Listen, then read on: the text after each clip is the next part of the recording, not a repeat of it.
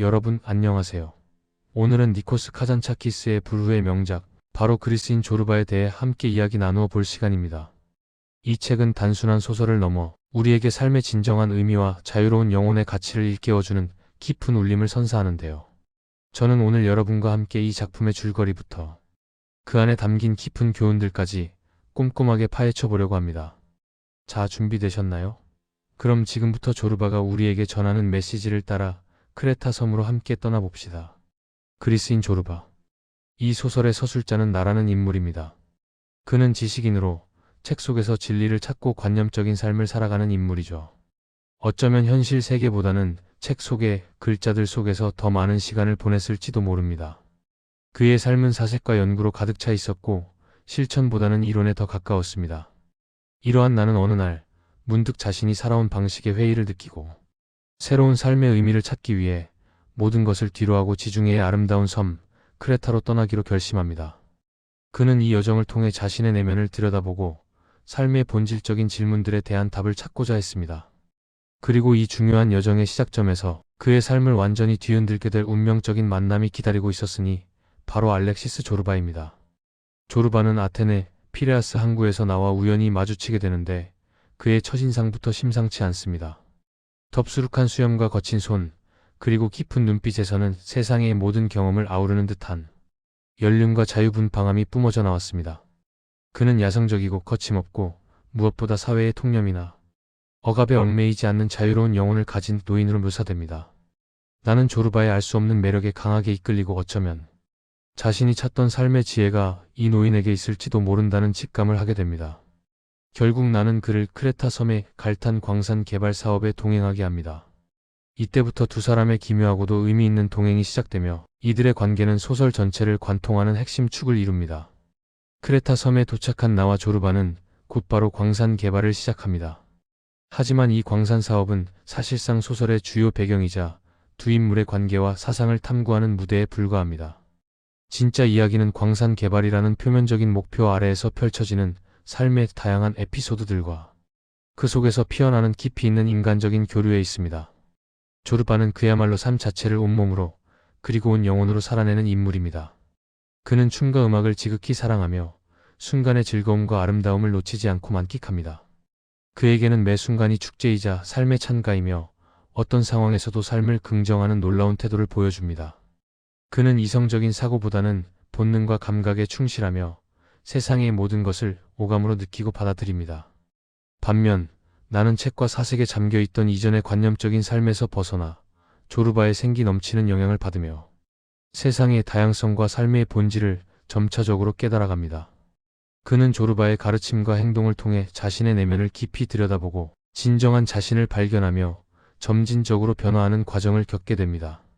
조르바는 나에게 이론적인 지식만으로는 채울 수 없는 삶의 지혜와 경험을 선물합니다. 이 소설에는 여러 주요 사건들이 등장하여 이야기의 깊이와 갈등을 더합니다. 우선 가장 직접적인 사건은 바로 광산 개발의 실패입니다. 나는 사업가적인 기질이 부족했고 조르바는 너무나 낙천적이고 즉흥적이었습니다. 결국 광산 사업은 처음부터 기대했던 큰 성공을 거두지 못하고 좌초됩니다. 많은 노력과 자금이 투입되었지만 결과는 실망스러웠죠. 하지만 이 실패는 두 인물에게 단순한 사업적 좌절을 넘어 삶의 본질과 인간의 한계를 깨닫는 중요한 계기가 됩니다. 그들은 실패를 통해 좌절하기보다 그것마저도 삶의 일부로 받아들이는 법을 배웁니다. 또한 조르바와 나 주변의 인물들과의 관계도 소설의 전개에 중요한 역할을 합니다. 조르바는 오르탕스 부인이라는 늙은 프랑스 여인과 관계를 맺으며 사랑과 상실을 동시에 경험합니다. 오르탕스 부인은 한때 화려한 삶을 살았지만 이제는 외롭게 크레타 섬에서 쓸쓸히 살아가는 인물입니다. 조르바와의 만남을 통해 그녀는 잠시나마 잊었던 삶의 활력과 사랑의 감정을 되찾습니다. 하지만 그녀의 갑작스러운 죽음은 조르바와 나에게 삶의 유한함과 깊은 슬픔, 그리고 존재의 더섭음을 다시금 느끼게 합니다. 이 죽음 앞에서 조르바는 슬퍼하면서도 그 슬픔마저도 삶의 한 부분으로 받아들이는 초연함을 보여줍니다. 그리고 소설에서 가장 비극적이고 충격적인 사건 중 하나는 아름다운 과부와의 에피소드입니다. 크레타 섬의 한 마을에 사는 이 과부는 그 미모로 인해 많은 남성의 질투와 선망의 대상이 됩니다. 나 역시 그녀의 순수하고 강인한 아름다움에 깊은 인상을 받습니다. 하지만 그녀를 향한 마을 사람들의 질투와 뿌리 깊은 편견, 그리고 비극적인 운명은 결국 돌이킬 수 없는 비극적인 결과를 낳습니다. 이 사건은 인간 본성의 어두운 면, 즉 시기와 질투, 폭력성과 집단 관계를 적나라하게 보여주며 삶의 예측 불가능성과 고통스러운 현실을 상징합니다. 특히 종교적인 광신과 사회적 압력이 어떻게 한 개인의 삶을 파괴할 수 있는지를 극명하게 드러냅니다. 이처럼 다양한 에피소드들을 겪으며 나는 삶과 죽음, 사랑과 슬픔, 성공과 실패 등 인간이 경험할 수 있는 거의 모든 감정과 상황들을 마주하게 됩니다. 그리고 이 모든 경험을 통해 그는 조르바와의 만남이 얼마나 소중하고 값진 것이었는지, 그리고 조르바가 자신의 삶에 어떤 지대한 영향을 미쳤는지 깊이 깨닫게 됩니다. 그는 이 사건들을 통해 세상의 아름다움 뒤에 숨겨진 잔인함과 아이러니를 온몸으로 이해하게 됩니다. 소설의 결말에서 광산 사업은 결국 완전히 실패로 돌아갑니다.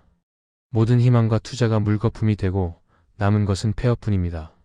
그러나 나는 더 이상 이 사업적 실패에 연연하거나 좌절하지 않습니다. 그는 이미 조르바와의 만남과 그를 통해 얻은 귀중한 경험들을 통해 삶에 대한 완전히 새로운 시각과 깨달음을 얻었기 때문입니다. 나는 이전의 관념적이고 체계에 갇힌 삶에서 벗어나 조르바처럼 삶을 온몸으로 받아들이고 순간을 즐기는 법을 배우게 됩니다. 조르바는 결국 나 곁을 홀연히 떠나지만 그가 남긴 정신과 가르침은 나의 삶에 영원히 그리고 깊이 각인됩니다. 조르바의 떠남은 물리적인 헤어짐을 의미하지만 동시에 나가 진정한 자유를 얻고 홀로 설 준비가 되었다는 것을 암시합니다. 이로써 나는 단순한 지식인이 아닌 삶의 진정한 의미와 가치를 깨달은 한 명의 온전한 인간으로 성장하게 됩니다. 그는 이제 더 이상 책 속에 갇히지 않고 세상 속으로 직접 뛰어들어 삶을 경험하며 살아갈 준비가 된 것입니다. 자, 지금까지 그리스인 조르바의 흥미진진한 줄거리를 자세히 살펴보았습니다. 이제 이 소설이 시대를 초월하여 수많은 독자들에게 깊은 영감과 울림을 선사하는 심오한 교훈들에 대해 좀 더 깊이 있게 탐구해 볼 시간입니다. 이 책은 단순한 이야기가 아니라 우리에게 삶의 본질에 대한 끊임없는 질문을 던지는 철학적인 메시지를 담고 있습니다. 과연 조르바는 우리에게 어떤 메시지를 전달하고 싶었던 걸까요?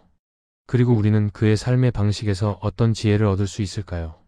첫 번째이자 가장 중요한 교훈은 바로 자유로운 삶에 대한 예찬입니다. 조르바는 형식과 규칙, 사회적 제약이나 통념에 결코 얽매이지 않고 자신의 감정과 욕망에 충실한 삶을 살아갑니다. 그는 마치 길들여지지 않은 야생의 동물처럼 본능에 따라 움직이며 그 순간순간의 삶을 온전히 느끼고 즐깁니다. 그에게는 과거의 후회나 미래에 대한 불안이 존재하지 않습니다. 오직 지금 여기에 순간만이 존재할 뿐이며 그는 이 현재의 순간을 그 무엇보다 중요하게 생각하고 만끽합니다. 이러한 조르바의 태도는 우리에게 삶의 순간순간을 소중히 여기고 예측 불가능한 삶 앞에서 두려워하거나 망설이기보다 용기 있게 현재를 즐기고 사랑하라고 강력하게 속삭이는 듯합니다. 그는 물질적인 부나 사회적 성공, 명예와 같은 외적인 가치보다는 내면의 자유와 진정한 행복을 추구하는 진정한 자유인이라 할 수 있습니다. 이러한 조르바의 삶의 방식은 현대 사회에서 복잡하고 억압받는 삶을 살아가며 수많은 스트레스에 시달리는 우리에게 커다란 울림과 해방감을 선사합니다. 우리는 얼마나 많은 규칙과 기대 속에서 그리고 타인의 시선에 갇혀 살아가고 있을까요? 조르바는 그런 우리에게 잠시 멈춰서서 자신의 진정한 욕망이 무엇인지, 그리고 어떻게 하면 이 한 번뿐인 삶을 더 자유롭고 충만하게 살 수 있을지 스스로에게 진지하게 질문을 던지게 합니다. 그는 자유가 외부로부터 주어지는 것이 아니라 우리 내면에서 스스로 찾아내고 쟁취해야 하는 것임을 보여줍니다. 그의 자유는 무질서나 방종이 아니라 삶의 본질을 꿰뚫어보고 그것을 온전히 받아들이는 데서 오는 진정한 해방입니다. 두 번째 교훈은 삶의 긍정입니다. 조르바는 결코 순탄치 않은 삶을 살아왔습니다. 광산 사업의 실패, 사랑하는 오르탕스 부인의 죽음, 그리고 그가 겪었던 수많은 고난과 역경, 심지어는 전쟁의 상처까지도 그의 삶의 일부였습니다. 하지만 그는 어떤 어려운 상황에서도 결코 좌절하거나 절망하지 않습니다. 오히려 그는 고통 속에서도 춤을 추고 노래를 부르며 삶을 긍정하는 놀라운 모습을 보여줍니다. 이 장면은 소설에서 가장 인상 깊고 독자들에게 깊은 감동을 주는 부분 중 하나입니다. 절망적인 순간, 그는 슬픔을 춤으로 승화시킵니다. 조르바에게 춤은 단순한 육체적인 행위를 넘어선 삶의 모든 고통과 기쁨, 슬픔과 환희를 온몸으로 표현하는 방식이자 삶의 모든 면을 있는 그대로 받아들이고 긍정하는 신성한 의식과도 같습니다. 이러한 조르바의 모습은 우리에게 어떠한 시련 속에서도 삶의 아름다움을 찾고 긍정적인 태도로 삶을 마주하며 용기 있게 살아가라고 강력하게 메시지를 전달합니다. 때로는 고통 속에서 우리는 새로운 의미와 깨달음을 얻고 이전보다 훨씬 더 단단하고 지혜로운 존재로 성장할 수 있습니다. 조르바는 바로 그러한 삶의 심오한 지혜를 온몸으로 증명하고 보여주는 인물인 것입니다.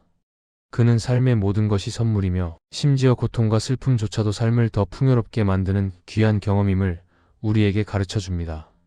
그의 긍정은 맹목적인 낙천주의가 아니라 삶의 깊이를 이해하고 그것을 초월하는 지혜에서 비롯됩니다. 세 번째 교훈은 내면의 발견입니다. 나는 조르바와의 운명적인 만남을 통해 자신의 내면을 깊이 탐구하고 그동안 외면하고 살았던 진정한 자신을 발견하게 됩니다. 나는 처음에는 책 속에 파묻혀 관념적인 지식만을 추구하며 현실과 분리된 삶을 살던 전형적인 지식인이었습니다. 그는 머리로는 모든 것을 이해하려 했지만 가슴과 몸으로 삶을 느끼는 데는 서툴렀습니다. 하지만 조르바의 거침없는 삶의 방식과 통찰력 있는 조언들, 그리고 그의 생생한 경험담을 통해 그는 점차적으로 변화하기 시작합니다. 조르바는 나에게 생각만 하지 말고 직접 행동하고 경험하라고, 삶을 책으로만 이해하려 하지 말고 온몸으로 부딪혀 느끼라고 끊임없이 자극합니다. 이러한 과정을 통해 나는 자신이 그동안 쌓아 올렸던 관념의 벽을 허물고 이성적인 부분뿐만 아니라 본능적이고 감성적인 자신의 모습을 인정하고 받아들이게 됩니다. 이처럼 소설은 우리에게 외부적인 성공이나 사회적 평가, 타인의 시선보다는 자신의 내면을 깊이 들여다보고 진정한 자아를 찾는 것이 얼마나 중요한 가치인지를 깨닫게 합니다. 우리는 모두 각자 자신만의 조르바를 만나야 할지도 모릅니다. 그 조르바는 우리 안에 잠들어 있는 또 다른 자아일 수도 있고, 때로는 우리를 일깨워줄 멘토나 삶의 안내자일 수도 있습니다.